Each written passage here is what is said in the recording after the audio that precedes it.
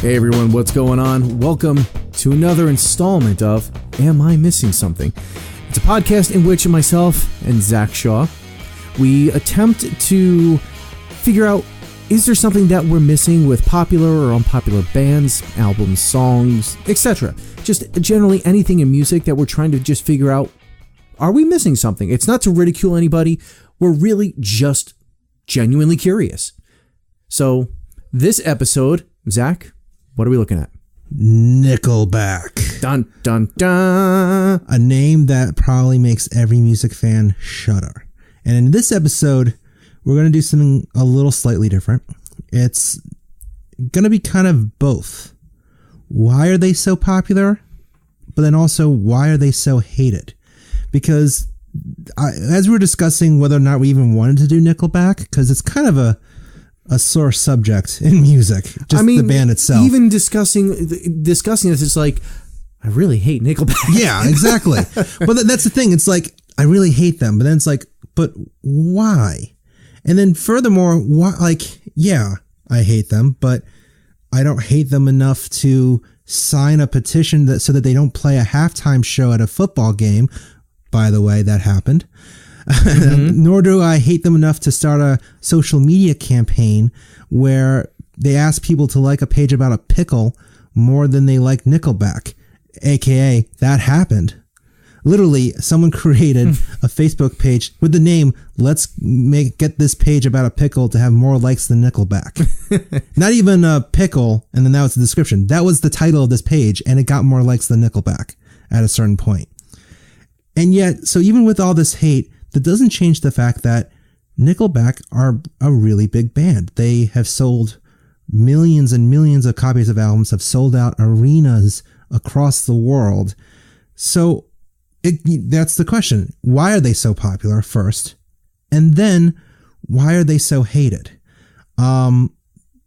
So to answer the first question, why are they so popular? Why? Okay, first off, I can very, very much so attest to they are let's just say the biggest example of formulaic rock ever. Yes. You put 4 chords together in a song, maybe a little solo here and there, and catchy lyrics, and you've got a song. I mean, that's Nickelback to a T. There's nothing that they do that is outside of a 8x8 box that makes them different from anybody else. It's literally, if you go outside of these walls, you are you're not going to have a career. For those who cannot see, he has created a box with an image of a box of his fingers as he's saying that. No, I mean, it's true, but like, it's something. But there's something about. And maybe it's because it's just so overplayed. It might be. And let me tell you another theory that I had with this as we were thinking about this more. I didn't want to just go onto YouTube and watch some videos. I didn't want to go read some articles and be influenced by something. I wanted to just sit back and absorb this a little bit. And one of the first things that I noticed was Nickelback had to release 2 albums before they hit it big with, the hell's that album? Silver Side Up? Sounds about right. Yeah. So there was 2 albums and then that one. The first 2 albums are very forgettable. Like, if you know Fuel and Fuel's album Sunburn from the 90s, very similar to that. Nickelback actually was a cover band. And then they, I guess, got into originals. Shocker. Yeah. You know that at some point in time the band was named something else. I don't even know if this is true, but they named themselves. They were called something else, and some bartender probably was like, "Hey man, you want your Nickelback?" And they were like, "That's our band." But no, they released 2 albums. I don't even know the names of them. It's not important, but they were very, very forgettable albums that sounded like Fuel. Then they come and they release this album with How You Remind Me, and it goes on to live in infamy as the song that launched Nickelback. I think another reason why Nickelback became so popular was because it was very friendly. It's friendly, angsty rock. It wasn't angsty like Nirvana angsty. It was, I want to know something, and then I'm going to tell you what I know. And then we're going to make it all right again in the end. You know, playing it very safe. Very safe. Like, they weren't going to cause any controversy. They weren't going to cause any sort of, hype around lyrics at that point in time. Because as we've seen Nickelback evolve, we know their lyrics. Like, well, I think maybe, and not to jump to the hate question, but maybe that's also another reason why they get so much slack, because the lyrics are pretty bad. Well, sorry Nickelback and sorry fans, but like either they're just very silly or just like very like ugh, or they're kind of borderline misogynist. Right. Misogynist. But I also think that it's frat boy rock too. Yeah. Like, if you put them and Hinder together, I mean, you have literally every frat and sorority conglomerate into a field to watch these guys perform and love every minute of it. Maybe a little Five Finger Death Punch sprinkled in there too, but that's neither here nor there. So you mentioned the word friendly though. Mm-hmm. And even just like aside from the style of music, maybe another reason why they're kind of liked so much is that, and then this is another reason why I kind of scratch my head as to why they're so hated. They can take a joke. They don't take themselves all that seriously. There's some artists. They do. Now they do. Now they do, but not even like, so for instance, Limp Bizkit. I think what ultimately really rubbed everyone the wrong way was Fred Durst and how he thought he was essentially a god at the height of Limp Bizkit's career. And he essentially became a big, crazy rap star in a sense, or was doing all the same mishigas that a lot of musicians that rock fans don't like were doing. Mm-hmm. Nickelback, yeah, frat boys. Yeah, they're a little on the like nauseating kind of male side, but at the same time, it was never like, it wasn't like they were, yeah, we're such musical geniuses, or, oh, we are the biggest rock band in the world. I always got to, and it wasn't even like when fans were signing up for a petition for them to not play in Detroit for the halftime show at a Thanksgiving football game, not even the Super Bowl. It was a Thanksgiving halftime show. Nickelback was never like a, what the hell, how dare they disrespect us? They even played along with it. They actually did. One of the things that actually made me at least somewhat respect them a little bit was they did this funny online video sketch with Paul Scheer, where Paul Scheer, I guess, played a manager type character with them. And he's having means like, guys, this isn't big. Detroit doesn't like you. I don't get it. And like, even the band's going, man, yeah, I don't get it. Like, is it my hair? It's like, no. Of course it's not your hair, Chad. It's beautiful. It's like, oh, thanks. Like, and then like, ultimately they were like, oh, it's because we need to just dress up like things that they love in the city. All right. So Chad, you dress up like RoboCop. And then like, another member dressed up like Alice Cooper. Like, they realized, yeah, this is a little crazy, but whatever. It's just fun. Like, they had fun with it. And they'll be the first ones, like, whenever someone, like, there was even more recently when Jimmy Kimmel did mean tweets with musicians. Mm-hmm. And something to the fact of, like, oh, this is the sound of what this is what it sounds like when someone stabs me in the taint. And Chad was like, you know, it's funny. That's actually what we do while recording, is stab ourselves in the like, something like, no, like, they have fun with it. At no point did they respond going, how dare you disrespect me? I think it's they have to at this point. They have to, but if you look at a lot of popular musicians, not to name other people out, but like Kanye West, he acts like, you know, you can't drag his name in the mud. Like, it's disrespectful to disrespect him. They don't take themselves that seriously, you know. And I think a lot of the fans, especially fans who, because, and again, going back to a bit of the style, I would make an argument that their biggest hits have a slight hint of country in the music. I would say so. And a lot of those fans, I wouldn't be surprised if a lot of those fans do also like a lot of country music. And I think humility, or just being humble, is a key ingredient to being successful in just rock country kind of music. And I think Nickelback have shown that they have that to a certain degree. I would agree to that, and to a degree, right? I would agree to that, and I would also say, the mere fact that I'm sorry when I say humility, yes, not humidity, not humidity. It's not humid at all. I'm gonna have to cut that part out. Nah, cutting it out. But no, I agree that there is something to be said for being a humble person in the music industry. Yes, absolutely, because with egos and everything, yes, it runs rampant. But they weren't always like that, and I know that because there's some shows that you see over the years where nobody wants to hear from Nickelback, and then Chad kind of goes off the handle like, "Hey, it's up to you for playing," and he walked off stage. In his that case though, but still, I mean, you're there to play. Who cares if the crowd is booing you? Play. But I believe in that particular case, or at least in one case, they were getting rocks thrown at them. Am I right in that? Hashtag research? Maybe. So would it have been admirable in that case to keep playing and say, screw it, we're just going to power through this? Yeah. Yeah.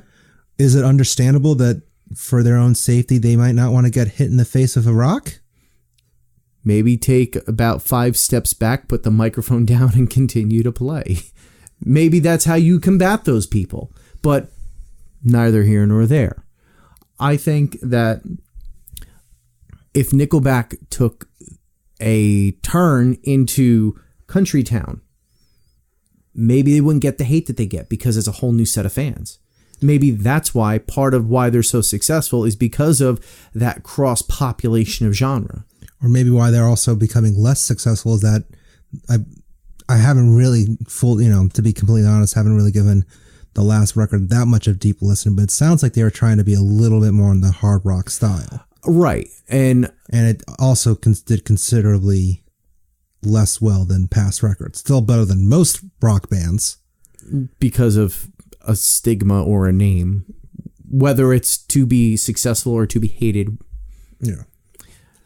But now do we take the turn into going down the road of why they are so hated? And part of me is very tempted just to say, here's why. Look at this photograph. My personal favorite meme that I ever saw for that one was it's just look at this graph and it's somebody who put an Excel graph over the photo. that one's awesome. Well, I think that kind of goes back to just how part of it is a lot of their songs, it's not the greatest songs. It's just simple, but it's so overplayed. Right. This is, I think, this symptom of Zeppelin and Stairway to Heaven. Why it's so taboo for the radio to play Stairway to Heaven, because it's been drilled into everybody's head. Another thing, I don't know if this is the same everywhere, but I felt like for a while here where we are, back in the late 90s, early 2000s, Karma Police by Radiohead was drilled into everybody's head. And a lot of people became very angsty towards Radiohead because you have more than one song. Is anybody gonna play it? Like, I don't want to hear this anymore. I was even talking to some people in response to our "If You Have to Pick 3" episode of overplayed songs on radio. And some were actually a little surprised that neither of us picked Tom Petty or any of his songs.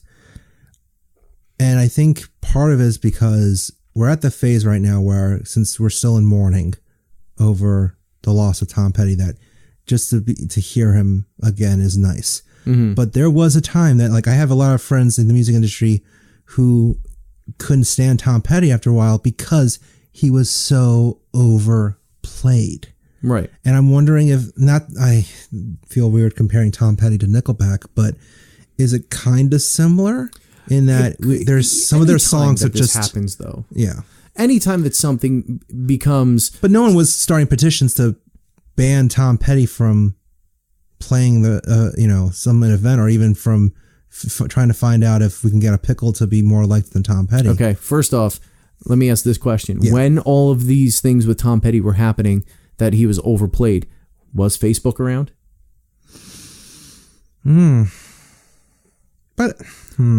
Right. Like, what was social media in the picture at that point? Were all of these stupid things that we have now back then? Like, podcasts were probably not around at that point. So then are you suggesting, very provocatively may I add, that if the world of social media was around in 1989, I guess is when Free Fallin' came out, or early 90s, somewhere in that range, around there. Would you be saying that if social media was prevalent during that time, that people would be making memes about Free Falling as well? Yeah, absolutely. I think that if we had all of the stupid stuff we have now back then, absolutely, this wouldn't be a completely different discussion. Just like in the next 10 to 15 years, discussions on memes and things like that are going to be, like, oh, look at these memes from like 10 to 15 years ago. Oh, blah, blah, blah. How stupid we were back then and yada, yada, yada. But we're even dumber now, but that's a whole nother thing. Me personally, bringing it all back to Nickelback. Yes. I think another reason why they're so hated, outside of the fact that, they're overplayed, which they are. I'm not even going to, argue that they're not. They are. Is that they, I think, sold people a bad bill of goods. What do you mean by that? Okay. So if you think about it, when they first came out, they had the look and the feel of a And Justice for All Black era Metallica. Tell me that you don't look at James Hetfield and look at Chad Kroeger and don't think that Chad Kroeger is trying to be James. I don't see that at all. Go look at ramen haired Chad Kroeger and you tell me he doesn't look like James Hetfield. I'm typing my computer right now. Looking. Yeah, I don't see that at all. Go back and look again. But I think that they put on this act that they were going to be a heavier band and that people tried to buy into it. So I'm still not sure if I agree with that point. Before I let you continue, though, I will, in your defense, make the argument that, and something to remind everyone, Nickelback were on Roadrunner Records. Roadrunner? And stop making fun of my speech impediment. On Roadrunner Records. There you go. Which, as we all know, is primarily a heavy metal label. Correct. With Nickelback coming on board, they did try to sign some more mainstream rock acts in that vein and got called out on it a lot. Here, look at this photograph. I see it. I don't see it. You're wrong. Let me rephrase it. I literally see the photo that you just held up in my face in Chad Kroeger style, but I don't see the resemblance to James Hetfield. I could see. Look at that photograph. Okay, now you're just reenacting the video, and it's pissing me off. But every time it makes me laugh. Oh, damn you! Damn you! Yes. To hell. So I don't see the Metallica resemblance. I will give you. I could see where, and that's kind of like why I think you see them on the last album trying to be heavier, to be like, oh, you think we're not heavy enough? We'll show you. And it's like they're going after the wrong audience. I can see how at the time maybe they were getting pushed towards a more heavier rock audience. Right. And then again, if you think of, and this is going to be the only other thing that I say, I think positively about Nickelback is that they have a few songs that are deeper cuts that people didn't hear that actually have a little bit of a deeper meaning to it, but you never get to it because you can't get past, hey, I'm a rock star. Oh. Like there's a song, I think it's called Savin' Me, and it's about a guy who's been in prison and he's thinking about committing suicide. Sorry, I couldn't hear you. All I heard was rock star. But there you go. To your point, like, no, but it's just like, you're right though. Cause like and that's true about every band. There are usually at least a few deep cuts that do stand out. But when you get so much radio attention or even TV, I feel like we keep saying radio, when you get so much media attention. Yes. it's gonna be hard for some people to cut through the clutter. I will say, and maybe we should start wrapping it up before we start just making more photograph memes at each other. One of my favorite comedians, Patton Oswalt, has a really funny bit about how if he could go back in time as himself, go back in time to visit his angsty younger self, who was such a music snob. And, and you just go back to, younger people who are like complaining about Nickelback and how terrible they are, what he would say to them, and essentially comparing how Nickelback, there's people in the world who literally kill for money, who kill generations of people, who do horrendous things for power. But then here comes Nickelback, and all they did was, hey, if we play this chord and say, look at this photograph, we can make a ton of money. That's all they did for the same amount of power that some people kill millions for. Little food for thought for you.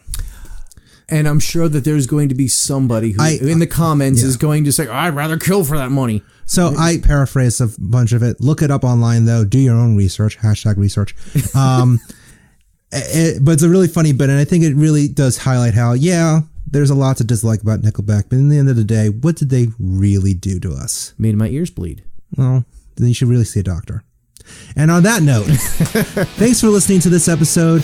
If you liked it, let us know or if you disliked it, let us know on social media, on Epic Footnote Productions, Facebook, Twitter, Instagram, and stay tuned for future episodes. Really curious to hear your feedback on this one and why you think people hate or like Nickelback. Please let us know. All right, until next time, see you later, guys. Thanks, everyone.